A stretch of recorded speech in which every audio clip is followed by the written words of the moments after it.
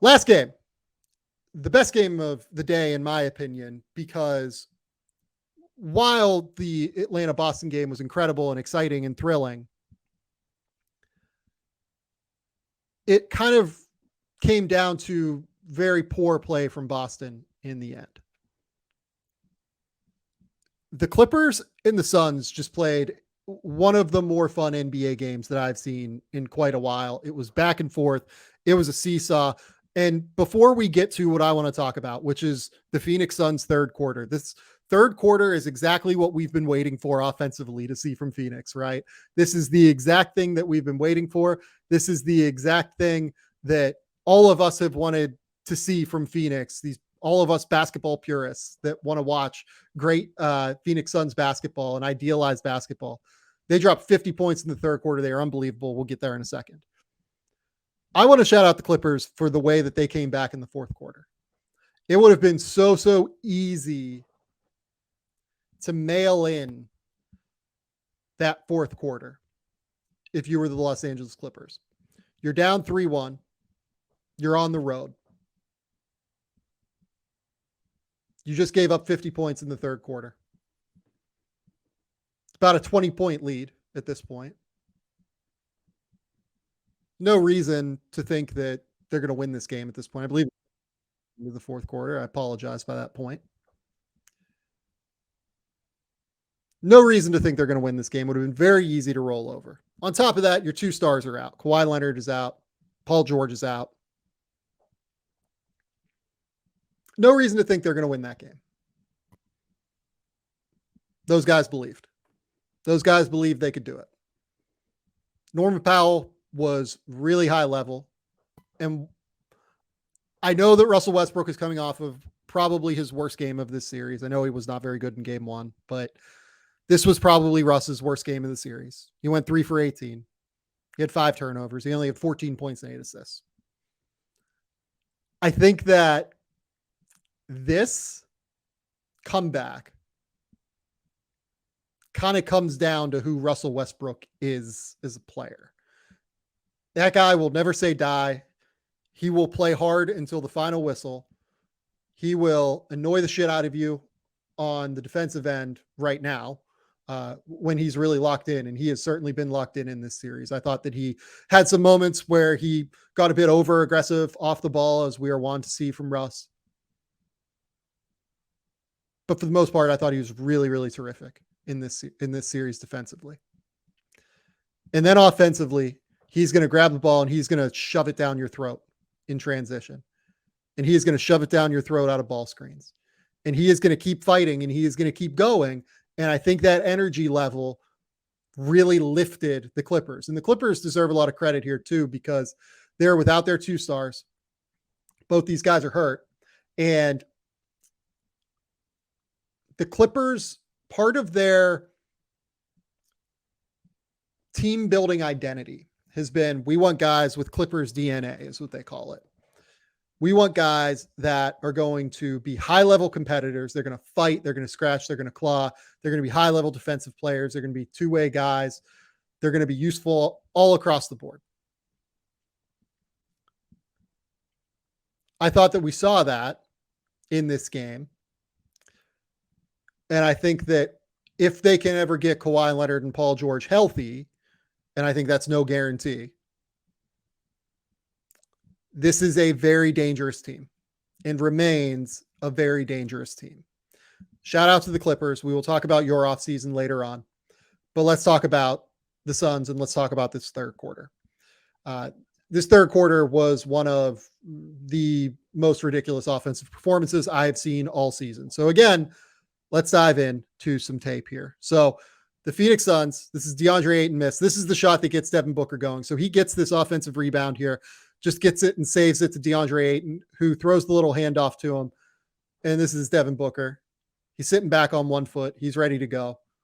He's kind of hopping on it. And you know he's feeling it at that point because he's been feeling it all series. I think that's the shot that really got him going. I believe he went for 25 or 27 in this quarter and was just absolutely incredible the entire time. That's just a simple dribble handoff where DeAndre gets the ball off the inbounds, hands it back to Chris Paul. Not quite good enough defensively, not quite engaged enough defensively from the Clippers there. This one just goes to show, look, this is why the Suns are so dangerous. You have to pick up all of Chris Paul, Devin Booker, Kevin Durant in transition before they get to that 3-point line. If they get to that 3-point line and they don't see a hand, that ball's going up and they're all 40% 3-point shooters. I trust Chris Paul will be a 40% 3-point shooter. Devin Booker on open shots is a 40% 3-point shooter. Kevin Durant, one of the best shooters of all time. That ball's going in. That is why they're so hard to stop.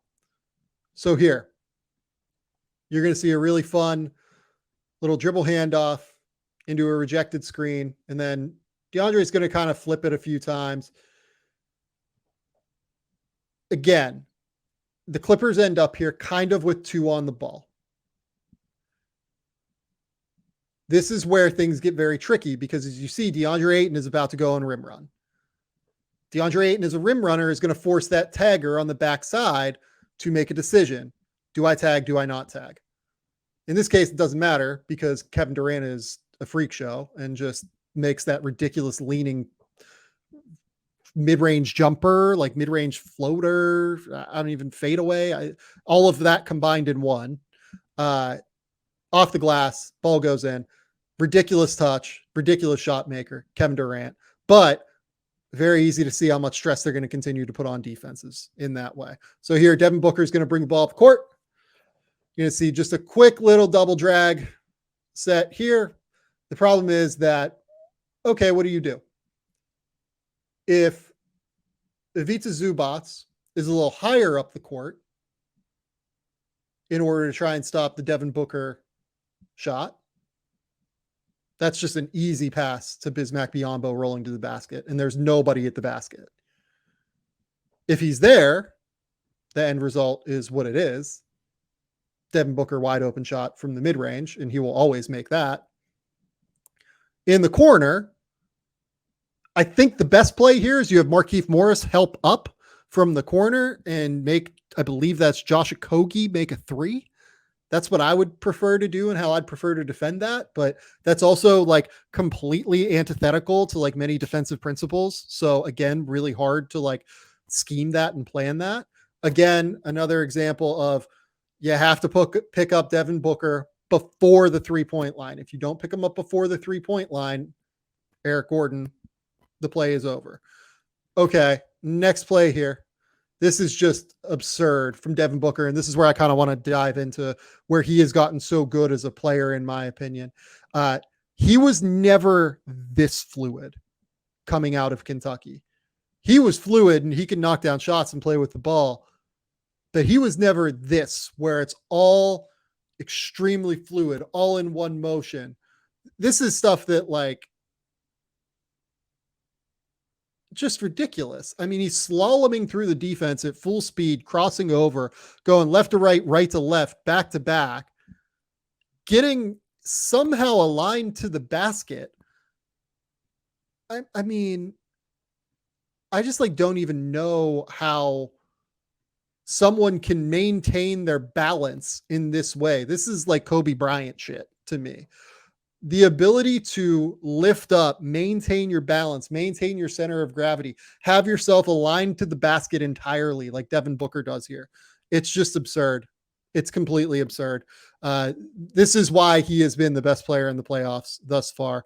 So here you're going to see Booker gets that switch on to Batum. Ayton sets like a little mini ghost screen there. He gets into the middle of the court. If I remember correctly, this might have been when this is not when they switched to zone. I'm sorry. So yeah, this is going to be Ayton coming up, setting a little ghost screen. They have 2 on the ball. This is why putting 2 on the ball is so dangerous for the Phoenix Suns. You have DeAndre Ayton, who, if he really wanted to, could just completely seal off Terrence Mann here. And that's a bucket if he does that. Or because Terrence Mann has to engage DeAndre Ayton at the rim, which he does because they have 2 on the ball, Kevin Durant's wide open in the corner for 3. That is the true difficult choice that you have to make every time that you play the Phoenix Suns in ball screens. If you put 2 on the ball and they have Chris Paul and Kevin Durant on the weak side as the low man, you're leaving an elite catch and shoot player wide open. It's insane. This is why the Phoenix Suns are so incredibly difficult to guard. This one, we're going to see Devin Booker come up. And he just sees an open lane. He sees, I believe he's reading Mason Plumlee having his back turned here to the play entirely because DeAndre wraps around the play on that.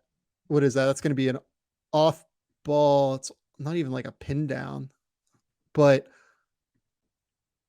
Devin Booker just reads this. He beats the man. This is easy. Norman Powell's pissed because he has no help at the basket.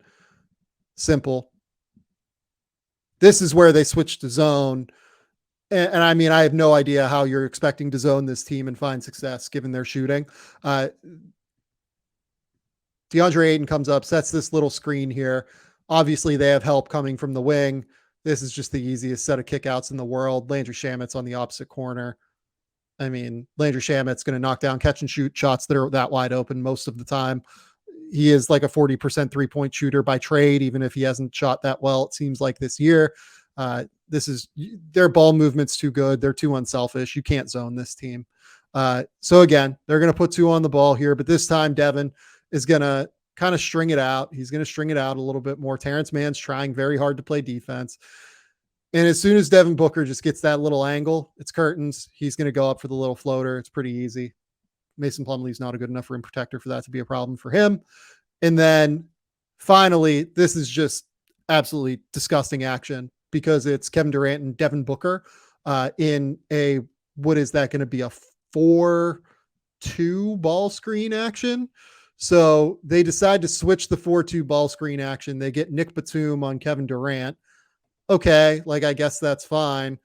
But then if Kevin is able to beat Nick Batum off the bounce, which he almost always is, yeah, I mean, this is just going to be a little bit too easy for Kevin here.